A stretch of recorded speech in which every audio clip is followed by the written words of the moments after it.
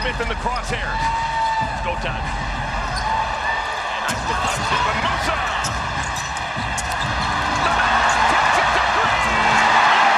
You might be wondering what you just saw.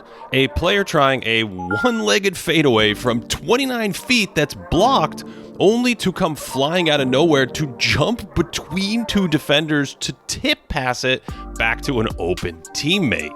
And this would be the craziest play for most players this season, only for LaMelo Ball, it's a totally normal part of the experience, because he's a chaotic genius who pushes the limits of basketball like possibly no one in NBA history. We recently talked about Ball's innovative shot attempts in our video on the evolution of three-point shooting, where he's taking drifting threes from the parking lot or falling out of bounds with a tippy-toed Dirk Nowitzki fade, but that only scratches the surface of his experimentation. He's out here throwing one-legged half jump fakes from three, and look at the setup on this one, where he steps back and up fakes off his front leg instead. And make no mistake, this is totally a travel, but how often have you seen someone in this position on their toes only to uncoil for an instant three? If we tracked insane plays per 100 possessions, LaMelo might have more by himself than the entire league combined. Take this Larry Bird homage in Milwaukee from behind the backboard falling out of bounds, and that one rolled in. So against the Heat, he tried a similar shot, well double teamed, but it rolled off the top of the backboard before clanking off. And this was two scoops of crazy because his teammate is wide open for a layup in the paint. Then there's this revolutionary idea against Atlanta where he's stuck, so he passes it off a teammate to restart his dribble. And I don't think he ever really let go of the ball here, but yes, you are allowed to do this and generate a fresh dribble. And we've seen other players do it off an opponent's back, but I've never seen anyone try it off a teammate.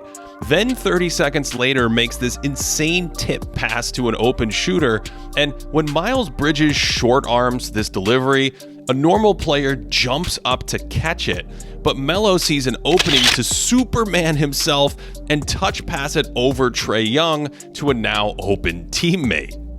Then there's this sequence against the Pistons where he completely loses the dribble, gets it back with 6 seconds on the shot clock, and goes to the old spinning shot put from half court.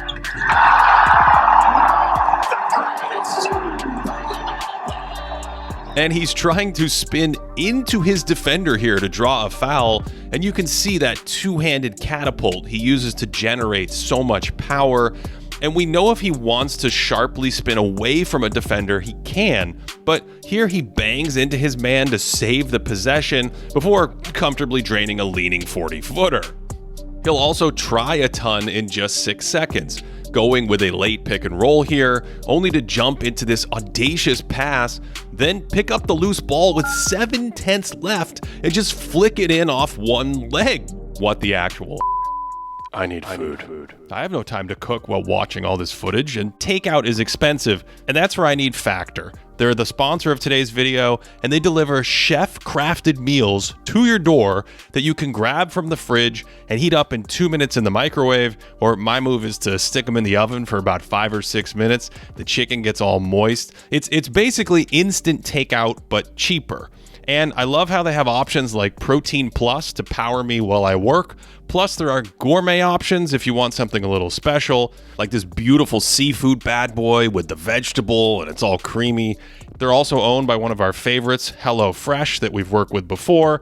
And we have a discount for you. Head to factor75.com or click the link below and use our code 50GreatDay to get 50% off plus free shipping on your first Factor box. That's code 50GreatDay at factor75.com to get 50% off plus free shipping on your first box. Now, where was I? LaMelo's had flair in his game forever, but there's also an abundance of creativity for an NBA star. He's guarded by Giannis here, throws a ridiculous crossover just to pick it up and finger roll it home. And he stops the dribble early like this to avoid the shot-blocking Lopez at the rim, but there is another level here, which is to turn the corner and go off the wrong leg for the finger roll. And LaMelo's always doing crazy stuff with his feet, like this drive against the Bucks, where he literally jumps on his one step to shoot, and this is so off rhythm Lopez isn't ready to contest. He's actually improved his strength and balance on his drives since he came into the league as a 19-year-old. And at 6'7", with his ball handling and quickness, he's been more effective penetrating and has a higher free throw rate. And he has all kinds of tricks up his sleeve to put pressure on the rim and finish around defenders there, like contorting his body in the air in all kinds of preposterous positions. I mean, he kind of looks like Aaron Gordon jumping over the mascot when he's all folded up like that. Here's some vintage Melo madness, splitting the double and then contorting around and under Evan Mobley, but these shots are hard. And sometimes there's a delicacy to genius, making life more difficult than necessary, like trying to finish a putback in one motion instead of coming all the way down. The delicate genius has a policy! Or plowing forward in transition into multiple defenders when one teammate or maybe two teammates are open near the basket. To me, LaMelo is way too good of a passer to telescope on scoring this much, but this is part of living on the edge between chaos and creativity. It's easy to forget how big he is for a guard because his actions are so quick, and he plays with the throttle on the floor at almost all times. But that also means very makeable passes can get away from him sometimes, and at other times it's almost like he's overly excited to see the play unfold.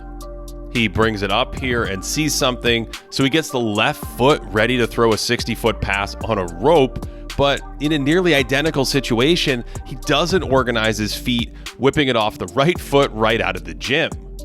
In the 50 years we've tracked turnovers, LaMelo is 8th all-time in giveaways right now, averaging nearly 5 every 75 possessions. When we adjust for how often he has the ball in his playmaking, the numbers aren't quite as extreme, but they're still not great.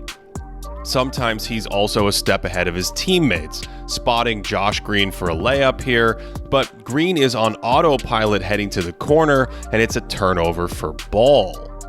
Here's an after timeout play where there's some confusion about the setup. Green goes to set a screen, and I think Ball just goes rogue. At least Josh was certainly confused here, and then Melo decides to yank a floating three with 13 on the clock.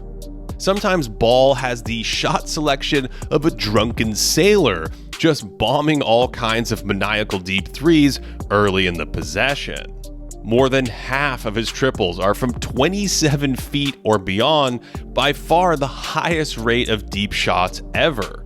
And LaMelo is actually making the 5th most threes per possession in the entire three-point era, trailing 4 Steph Curry seasons. Only he's actually attempting threes at a higher rate than anyone, launching a whopping 14 threes every 75 possessions, more than double his rate as a rookie. Now, because he's some kind of basketball wizard, Ball's making all of these crazy threes at 36%. So it's not obvious how much he should throttle back these attempts. Gunning really early in the possession doesn't seem ideal, and he could dial back some of the long ones, where he's just under 32% over the last 3 seasons. But there's also some meta value in playing this far out. That's classic LaMelo to back way out for the much longer shot, but he can do stuff like back it out and pretend to pick up the dribble, and because he'll pull from deep, he freezes Giannis briefly and can get a step for the scoop off the high glass. This interplay between LaMelo's increased driving pressure and his threat to shoot from almost anywhere has generated the 8th highest scoring rate of the three-point era, and among 23-year-olds, only Michael Jordan's nuclear 1987 season led to more points per possession.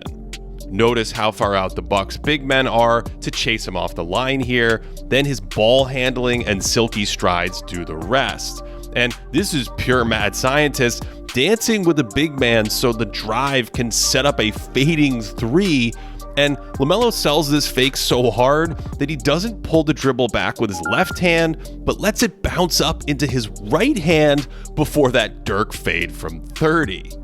The only player I can think of who had this much skill and creativity while regularly flying too close to the sun was the one and only Pistol Pete Maravich. Back in the 70s, Maravich was practically a globetrotter out there, trying crazy passes or throwing up a wide variety of shots. We only have a handful of Maravich games available today, but he had a permanent green light and just let it fly from all over the place. And despite being an incredible shot maker, he desperately needed a three-point line to boost his middling, sometimes below average efficiency. He was also an audacious ball handler for the time, and he'd break established norms like this behind the back into a floating jump pass out at the top of the key. Turnovers were an issue, stop me if this sounds familiar, and his flashy play style didn't always translate to effectiveness. Pete's teams were almost never above 500, and the limited signals we have from that era suggest pretty good impact, but not to the degree we'd expect based on his huge box score numbers. In other words, the function didn't always match the form. And LaMelo's in a similar place right now, where there's a ton of brilliance to his game, but even leaving defense aside, there's clearly room for offensive refinement. It's almost like he needs a Charles Xavier to teach him how to control his bright light. And I certainly think a different environment could make the world of difference.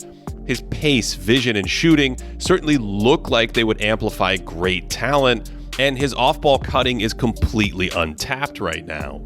Certain flowers need the right conditions to bloom, and I'm fascinated by what LaMelo would look like in a mature system instead of freestyling next to a bunch of other young prospects.